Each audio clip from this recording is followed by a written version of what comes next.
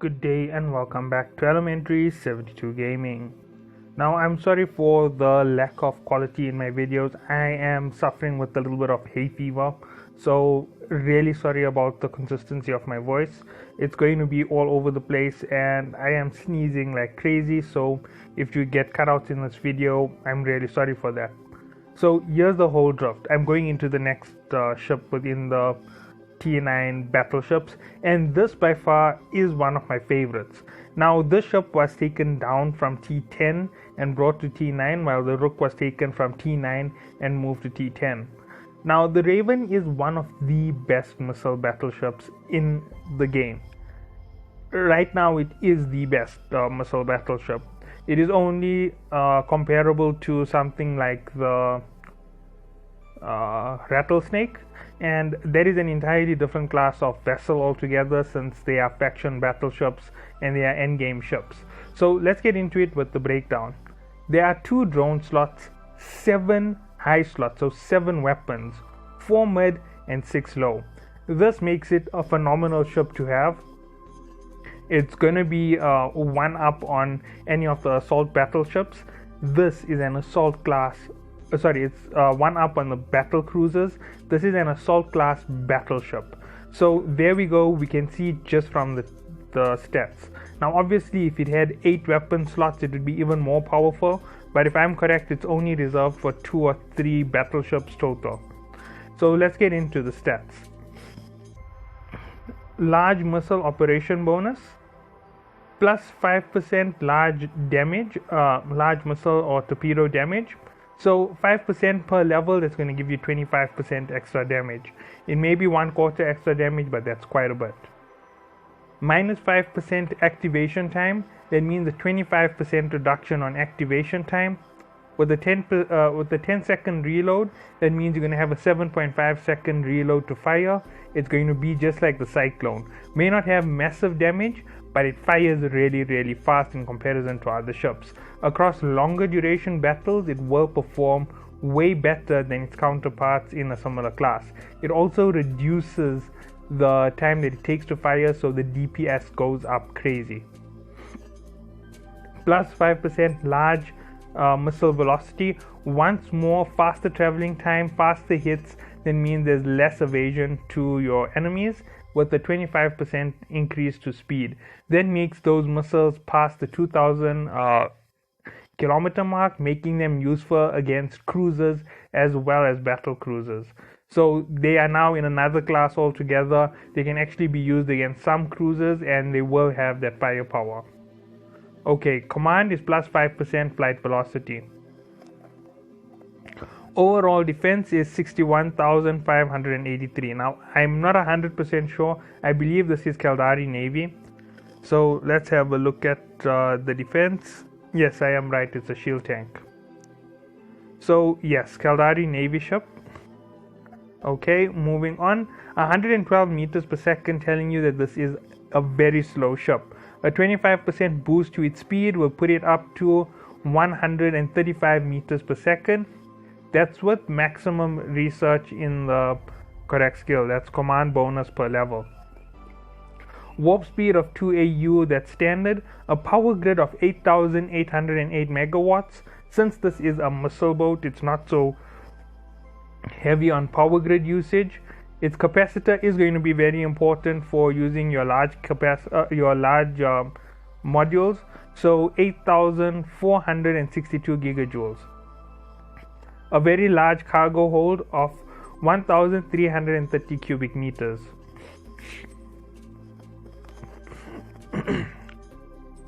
Okay, so let's get into the weapons. So since this uses missile launchers, here's something to note. It doesn't automatically give them more range just because it has flight velocity. That flight velocity means it can travel a longer distance without having to reach the time limit for the missile. So it is capable of going a little bit more in terms of distance, but it isn't such a big difference to its original firepower. So where can the ship be used? Where can the Raven be used? Well, the Raven is a long-range missile ship, and it is also a brawler type missile ship at the exact same time. Due to its slow speed, it can't really catch enemies, so if someone comes into you, it's a defensive brawler. That's the point where it's going to shine, and it will shine against that. So this is a good ship to pair with defensive fleets. So with your Cyclone Guardians or with your Nightmares, pair up a nice 1 or 2 Ravens. This is going to give you that massive DPS. Just like how the Drake applies 4,700 a shot, this is going to play upwards of that Drake damage. Since they have similar amounts in terms of DPS, but due to the large size of these weapons, you can expect the DPS to be much larger, since it's going to fire faster with the same DPS as the Drake. Okay, so let's look at the Rapids. Now, these are your 2 options when it comes to actually fighting. You can play close by in terms of using Rapids, mediums, and something is changed here. Okay, 28 kilometer radius. Obviously, we know you have that velocity change. That's going to change how fast it can move, and it has a flight time of 6.5 seconds. So obviously everything changes with that. You add 25% to the overall speed, it's going to take it up to 5,380, somewhere in that region. 5,380 meters per second. That's going to take 6.5 seconds.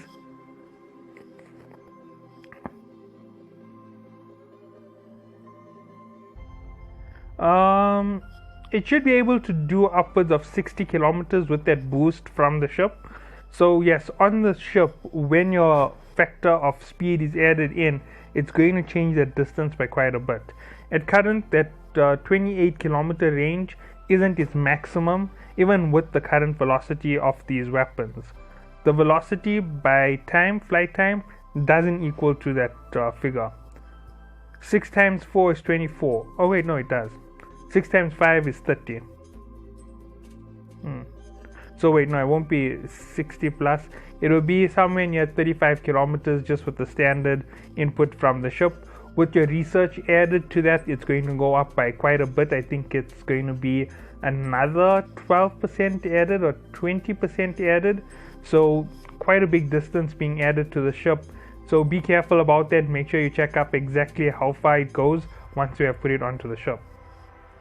Now, I'm not using what I can get off the content creator server.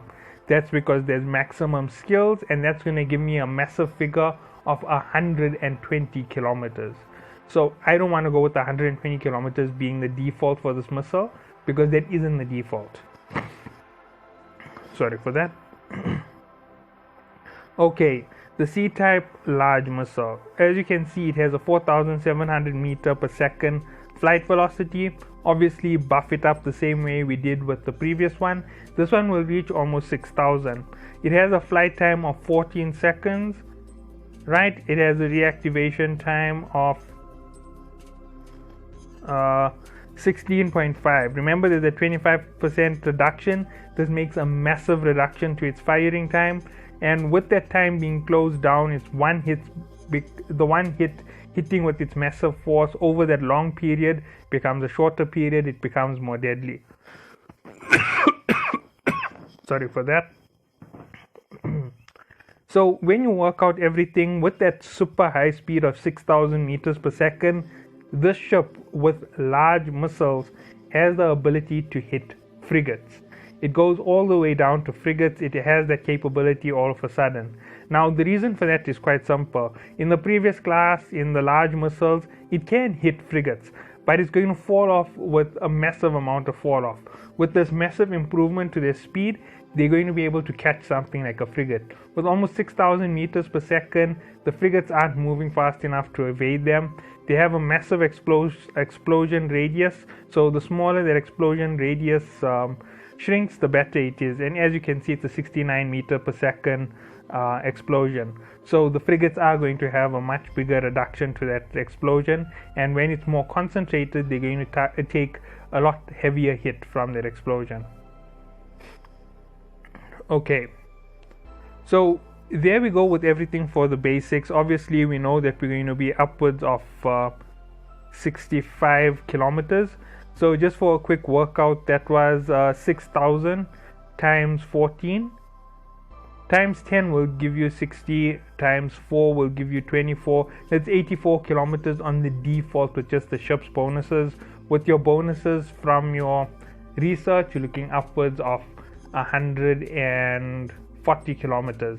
If I am correct, it was 140 for the large, 120 almost for the rapids, and your torpedoes were almost at I'm forgetting this range.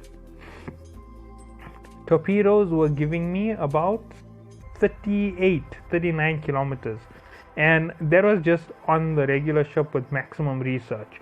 So that's quite a lot of research being put in. So yes, they were really effective. When you put on rigs to change things up and more damage type rigs, more range type rigs, it becomes a very long range weapon. So yes, there you go, C-type large. That is your option on long range fighting. Now let's go through the last one before I actually describe what you can do with 7 of these. Okay, 1800 meters per second flight velocity. These aren't very fast. Even with the 25% added, they're only breaking 2000. They're good for brawling only against cruisers, battle cruisers, and battleships. They're not going to be able to fight destroyers or frigates. They will not touch a destroyer or frigate, they are too slow. So with all of that being said, when it comes to building the ship, the Raven is meant more for strategic point advantage, so you're going to give it as much range as possible with as much DPS as possible. The Rapids have about the same effective DPS as the long range missiles, and with everything being added together, you can go with either one. But I would suggest going with the large missiles over the rapid missiles, and this is the reason for it. The large rapid missiles are only going to give you a shorter range on fire, and they have a lower range in terms of speed, while the C-type large missiles have a longer range in terms of where they can fire, and they are a lot faster. That means that ships like Dremels, Cinnables aren't really going to have that effective advantage against these big ships. The moment they get too close, you're going to nuke them. They're going to fall out of speed, and you can destroy them in an instant. So that's what you have for your advantage with these large missile launchers. And remember, with that reduction in time, it means you have this massive DPS across a very, very short period of time over that very long period of time. It was 30 seconds to 2 hits.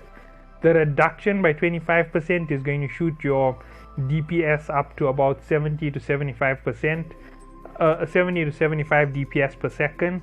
On the max research, it should be somewhere near 100 DPS.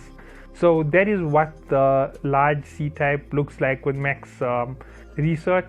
It's about 100 DPS per hit. No, wait, sorry, I'm making a mistake. It's 140 DPS. Yeah, I'm making a big mistake. That one has a 35% increase, and it also has a reduction to speed and velocity, and a whole lot of things happen in there that make it more compacted, more powerful, and it really throws the DPS up. So the DPS goes from where it is right now, 58, to about 140 at maximum. That's on the ship and not free roaming. Okay, so mid slots, we're gonna look at drones. Remember, it can carry 2 drones. Now here's something which is really not the very best to do, but you could always do it because of the size of the ship. Throw on 2 medium drones if you're gonna go in brawler. Now why would you throw on 2 mediums? They're much faster and they can catch smaller ships. And of all the ones you could actually throw on, I am going to suggest the MK9 infiltrators. Now they are the faster option. I think, wait, the Valkyrie might be faster. Yeah, so the Valkyrie is the fastest option. It can always be used to help you to hit the enemy ship, but remember, if you are going to deploy Valkyries, they're going to be that fast roaming assault. The whole idea behind them is to get that speed for you. You could always go with your regular large drones. As you can see, this one here goes 1600 meters per second. And one moment, where's the Berserker? It goes also 1800 meters per second. So you could go with the regular large C-type drones.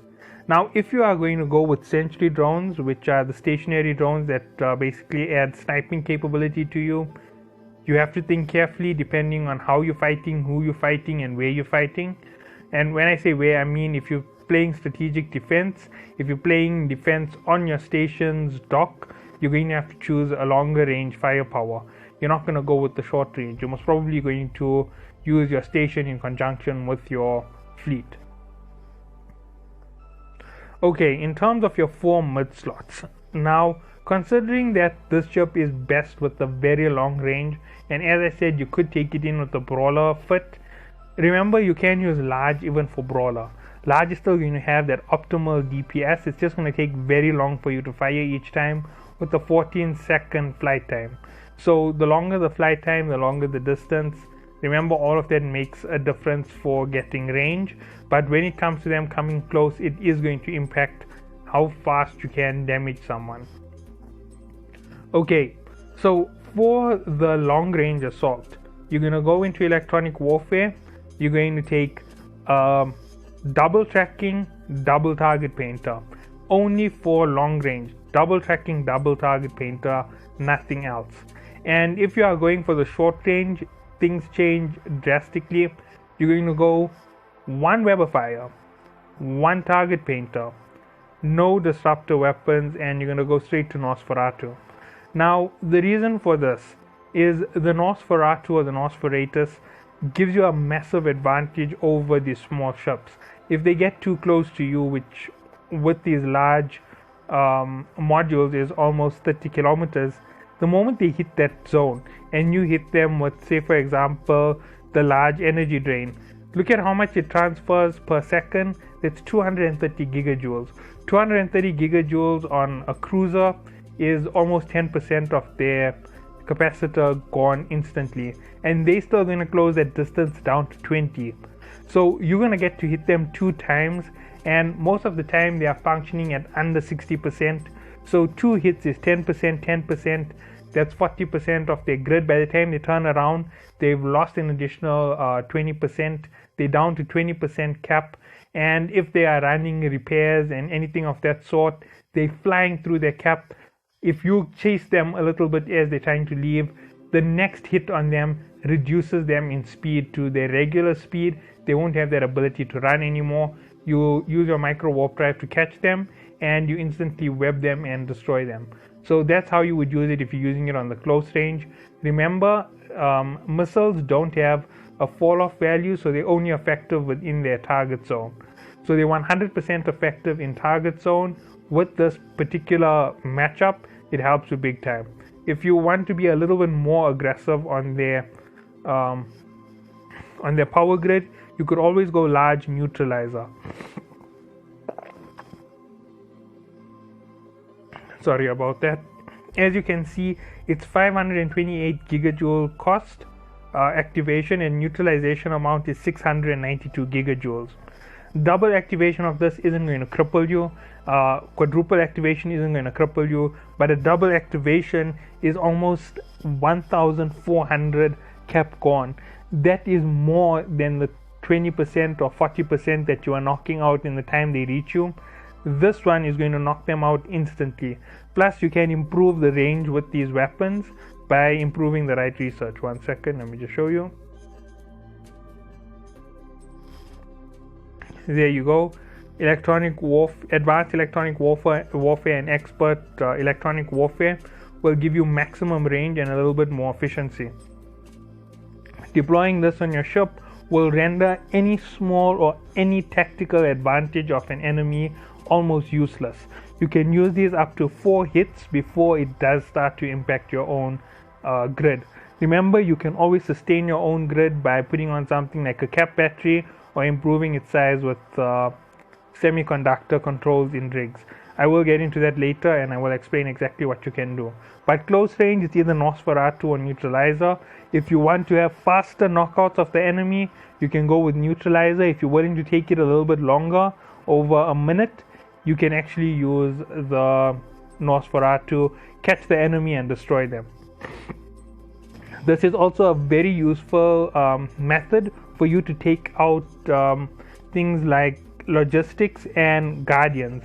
So when you deploy something with a large double newts, you can deploy them into enemy bubbles with armor guardian in your fleet. The armor guardian gives you that nice solid backbone. You knock out their support vessel, you knock out their guardian vessel, and your firepower will speak for itself. Remember, most of the time when they do this, they're going to be running with the battle cruisers. You just keep neuting everything in that fleet and have everybody in your fleet run one slot change. That means everybody else besides those who are neuting, which will be 2 or 3, will run group capacitors. That's going to sustain your fleet if the enemy decides to do the same thing. Plus, it's going to make sure that they have enough power to triple and quadruple activate these large neutralizers. It knocks out all tanks and it makes all glass cannons absolutely inferior to your firepower. Plus, you'll be under the guns for any one of the assault battle cruisers. They're not going to do anything to you. You only have to worry about shield tanks like Drakes, and all you've got to do is neut them for 4 hits and they're out of it. So that's, in other words, 2 activations and they won't have enough grid left to sustain against you. Okay, so let's go on to the low slots. Now, we've covered our drones, we've covered our weapons. Effectively, this ship has a massive DPS. It's almost, let's see, 1,600 if you pay it up with the right rigs. But I'm not going for the heavy DPS version. I'm going for a lighter DPS version with optimal tank, with the ability to both snipe at a considerable distance and the ability to actually brawl if necessary. So shield booster, we're going large as common. Remember, we have 6 for the ship. So a large shield booster. I'm not really so worried about the grid on it because this comes from the missile range. If you're counting everything at the moment, with the newts and everything else added, we should be somewhere close to 5,000 megawatts on the grid, just a little bit over, maybe 5,200. And remember that grid goes up with your engineering by quite a bit, so you do have that advantage coming in for you. Even if you just added in that 20%, that's going to take you upwards of 9,000. You still have almost 4,000 power grid to expand on the ship, and that's with the shield booster added and 5 slots remaining. That's more than enough to sustain just about everything I'm going to put on. The next thing you're going to do to give the ship just that little bit of an edge so that you can heal during battle is a large shield extender. Sorry about that. Now, as you can see, it's not that heavy on the power grid requirements. That's going to extend your shield. It gives you a chance to recover under that, guys. Remember, you take excess damage because you are very slow. Whatever you can do to slow down the damage you take. Next thing, you're going to go an adaptive shield hardener. As I said, you don't have to worry about the power grid. Once this one was put on, you have 3 slots with almost 4,000 to go. That means if something does 1,500 and the next one does 1,500, everything goes the way we want it to, we still win. So we could go with an armor rep, but I'm not going to go down that route. But I'm going to go straight down to the next thing, which is very important, and that's a cap battery. Remember, this is very important. If you are going to run the cap battery, that means you're intending to take it into close combat. And if you are taking it into close combat, this is going to be extremely important. As you can see, it's 750 megawatts. It has a 3000 gigajoule expansion. Now, obviously, you've already figured out why I'm saying this is important. For close range combat, you activate it with the neutralizer. It gives you 2 free runs of your neutralizer at close range on the enemy. And once you are done with those 2 free close range neutralizers, you can obviously just blow through that fleet like it doesn't exist. Now, you will note that there is the possibility, if you are going full brawler, to run double C type batteries. That will reduce you to having 5 slots taken, 1 low slot. But keep that in mind, that's only for the brawler. The next thing you're going to put on the ship is a micro warp drive. Now, yes, this does reduce your cap. And as you can see, it's 1,500 megawatts. So there you go, 1500 megawatts being knocked off the grid. You now still have almost 1,000 in the regular. You have almost 2,000 with the expansion of research into your ship. So there you went with everything for the ship if you're going brawler. But if you aren't going brawler and you're going long range fighter, you're going to weapon upgrades and you're going to ballistic control unit. Now there's a simple reason for me going to the ballistic control unit. It has a lot of advantage to your ship. And let me open it. Sorry about that. Okay, as you can see, it only costs 7 megawatts to your power grid. There's a 5% damage bonus, 9% when activated, 20% activation time, and activation time adjustment minus 4.5%. Sorry. And it's 4 times when activated. So this will allow your weapons to fire faster. It improves your DPS and it improves the amount of times you can fire across a large distance. With all of this being said, it means you're gonna fire quicker. The quicker you fire, as I said, the higher your DPS becomes. From 58 with this ballistic control unit on, you're going to hit that 140 cap very quickly. And if you have max research, you're going to exceed that 140. You could even possibly hit a 200 DPS with your ship. And that's per weapon. There's 7 of them. That's 1,400. Remember I said it can go upwards of 1,400 with the right rigs and fittings. So be very mindful that if you are going to go pure long range with it, you are still defensive for anybody who tries to brawl. All you've got to do is hit their key components to knock out the brawler fleets. Remember, that's logistics and guardians. They are your first line targets whenever somebody tries to brawl you on close range. If their brawler and guardian goes down, if they're coming in with a shield guardian, don't worry, they have to enter into your shield field and you can destroy them quite easily. Okay, so that's everything when it comes to rigging up the ship. What do we have for the basics in terms of the rigs? Sorry, those are all of your slots. So let's go to the rigs. Remember I said defense is very important for the ships. So an extra 30% to your shield booster mount. So a rig 3.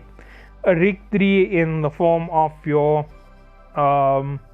shield field. So extra shield field strength, that's going to help you, and a reduction on your capacitor. You only have a 8,800 capacitor. With your shield tanking setup the way I made it, it is really heavy on cap, plus the fact that you have neutralizers, you're going to need to keep yourself as low as possible. If you are going brawler, this is even more important.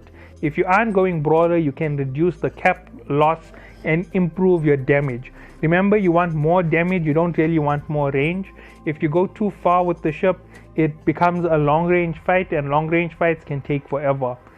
If you are going to play the long range fight with 30 or 40 ravens, it can be very useful to improve that DPS, because in that last second when you hit a ship, you can overwhelm them with damage and force all the damage into the guardian, and that will knock the guardian's shield field down, meaning that any other fleets who are helping you to destroy it will be able to take out a few ships before the guardian is able to re-establish its field. Okay, so that was everything in your weapon slots. Let's go to your engineering. Now, auxiliary thruster is only useful if you are using it in close range combat, right? That's the only time it's useful. So it isn't a requirement on the ship. Auxiliary thruster is not needed. It is way too slow for it to make an advantage for you.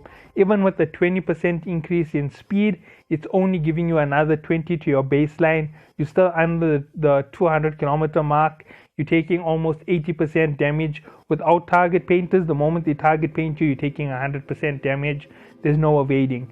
Even with your micro warp drive active, your signature radius goes crazy. You're still going to take massive damage. That's not going to help you at all. So don't think about trying to use speed to add to your tank. So with that being said, what do you do with your rigs?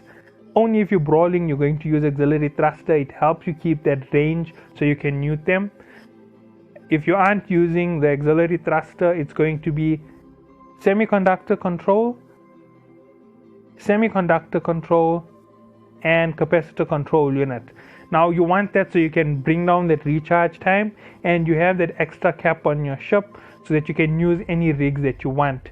You might want to supplement some of those rigs. Like I said, you can use one ballistic control unit, or you can go with two. That means you can knock out the cap battery and put in a second capacitor control, a second ballistic control unit. This is going to improve your overall DPS, and as I said, the bigger your DPS is for the long range fleet. The close range fleet is going to go with the double semiconductor control because they are going with neutralizers on Nosferatu. Either one is going to need them to stay close and take a lot of damage. It's going to mean they have to do a lot of healing, and they're going to have to be able to output that damage in an instant. They're not going to have to turn tail and run. In terms of pairing up the ships, I will do a series on that after we are all in T9. I am about 28 days away from T9, so it is going to be quite long for me.